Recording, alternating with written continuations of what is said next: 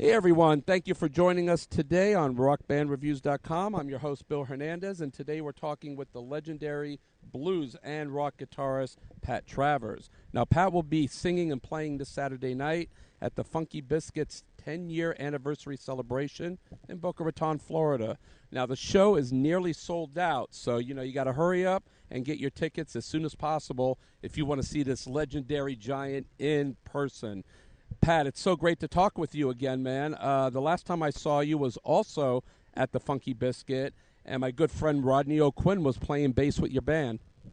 Right. Yeah. Well, so it's been quite a while then. Wow. Yeah, it has, man. So Yeah. the timing for this was perfect because there's a lot's happened since then. Yeah, we're very pleased to.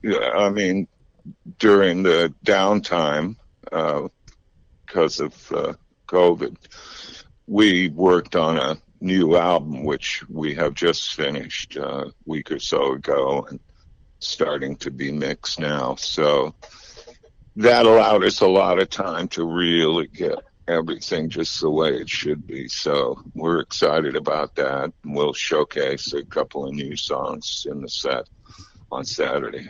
Now, do you think? For a lot of people, the pandemic deadly, a major hardship financially, Yeah. mentally, and such. Oh, yeah. But for a lot of people, especially in your line of work in the music business, it was kind of a blessing in disguise, I think, because a lot of you guys are on the road for 3/4 of the year. You're away from your families and such, and you really don't have that home time that you kind of really need to decompress after being on the road for so long. So were you able to kind of just chill out and get things Yeah. together? And Well, you know, actually, our lives didn't change all that much, other than I didn't have to go to the airport at 5 o'clock in the morning, and do all of that and check in hotel rooms and rent cars and vans and which is like just terrible work. We flew up to New Jersey a couple of weeks ago and did a show, and it was amazing how I was so out of shape for flying. But so I started training a lot harder, and I expect I'll be fine now. now, speaking It's of, just such a chore, but you're right. I appreciated. My wife and I just celebrated our 30th anniversary, and there's been so much time in that 30 years when I couldn't be home, and always lamented that. But yeah, so it's great.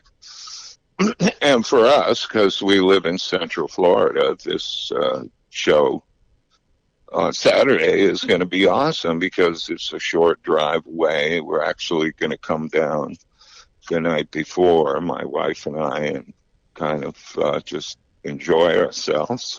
well, that's So, yeah, we're looking forward to well. First of all, congratulations on 30 years, man. That's it. awesome. You must be doing Yeah, something right. yeah, I think we are.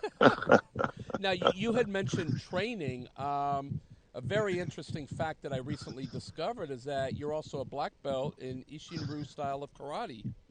Ah, you got the style correct. Yeah, yes, I am. I've been training for over 17 years now, and it's great. It works for me.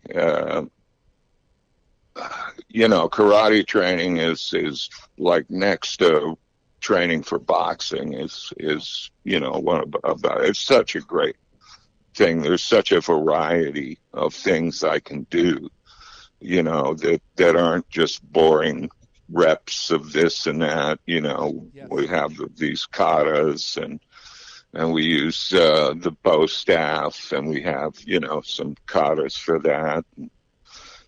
So it's a whole lot to remember, and it's a workout, but it's great. Well, I stopped at 19. I have a blue belt in Jeet Kune Do, so I understand Uh, exactly what you're talking about. I have long legs and long arms, so that style works yeah, really well for me.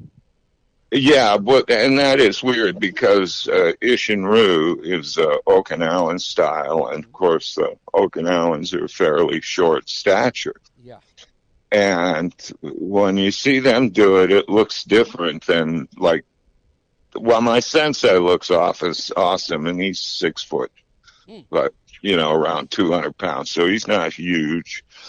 And yeah, but it some things do look weird with a taller white guy doing them. Yeah, I know Yeah, exactly what you mean, man.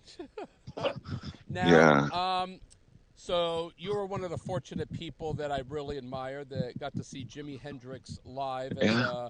as a teenager. Now, Hmm. was that the starting point for you to get into the instrument of the guitar? Is that what drew you to No, the instrument? I'd already I really got my first guitar when I was 12, Hmm. and then I got started playing electric guitar pretty much right away. And I got my first electric guitar really was a 1968 Gibson Les Paul, Hmm. a gold top, and I got that in I think February of '68. But yeah, but in '67, of course, Hendrix, Foxy Lady and Purple Haze. When I heard those on the AM radio in my mom's Falcon, '63 Falcon, it was like, well, it was mind blowing. I was only 13. But and then he shortly after all that, for some reason, he did play in Ottawa where I was living, and yeah, I was 13, and it was just mind blowing. It was, but I'd already been playing, and this just, it was like for a lot of people from the next generation, it was like hearing Eddie Van Halen Sure. do Eruption for the first time. For me, hearing Purple Haze and Foxy Lady was the equivalent. It Now, was just nothing sounded like that, I you know. can't even imagine that experience. Or it's Yeah. like someone seeing Zeppelin for the first time, you know? I mean, it's just amazing. Yeah. Yeah. It was a cool time period for a few years there, mid 60s to the late 80s or 70s, In the 80s, things got a little sideways, I thought. Heard. Now, Yeah. your voice is also your instrument. So, what do you do, if anything, to maintain your vocals while you're on the road? I try not to talk too much after the shows. That's really can kill you. That'll because generally speaking, at the end of the show, everybody's talking much louder anyway. Yeah. And if you just make sure you do the minimum amount of talking and not too loud, and then just get a good night's rest, that seems to work for me.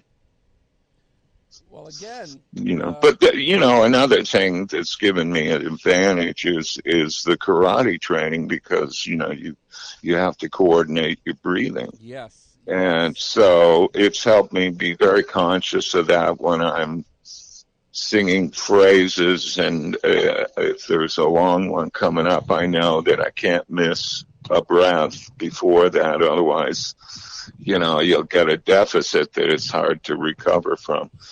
Sure. So that definitely helps. Yeah, I would definitely say karate training has helped me have a stronger and longer lasting voice. I don't seem to get hoarse. I can do show after show after show, and I'm usually pretty good. Well, maybe you should start a program now for all these up and coming singers. Throw a little karate in there, and give them that longevity, that breathing ability, and I don't know. That sounds like a clinic to me. Yeah, I suppose so. Yeah, I mean, there's a lot of diaphragm uh, core strength and stuff that you need Sure. to perform the karate, pretty good. So that also helps in singing. So, but yeah, I mean, get a good vocal coach. I think Yeah. even online you can find, there's a vocal system. I forget who used to teach it. It was this lady in LA, and a lot of people I knew went to her, Eddie Money, and a few other people I knew, and it was kind of a system. And the warming up procedure is so important. Now I don't do that. The first song is my warm up. Nice. Yeah. But also the key is to be relaxed. In your throat. That's, like even as a broadcaster, that you need to relax your vocal cords in your throat area, and you get better response. You know what, Pat? You're always a pleasure to talk to, and I want to thank you for taking time out of your day to talk with us today. And again, Great. Pat Travers will be singing and playing this Saturday night at the Funky Biscuit, their 10-year anniversary celebration in Boca Raton, Florida. And again, the show is nearly stand out. I think there's only standing room available right now. So go online, get your tickets. New material coming out. You heard it here from Pat. He's going to play some of those selections on Saturday night. And man, we're just stoked. We're going to be there. We're gonna review the show, and it's always great as possible. One of my favorites that you always do is Black Betty. You going to bring that one out Saturday?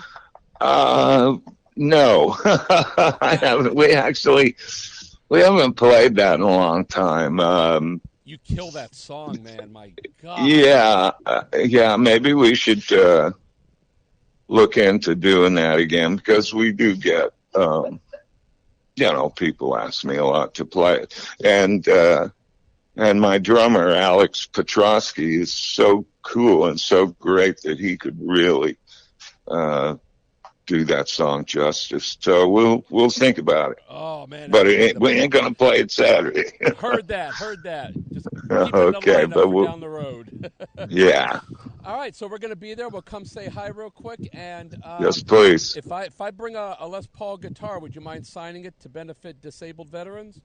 It'd be my pleasure. Thank you. Yeah. Awesome, my friend. It's always a pleasure.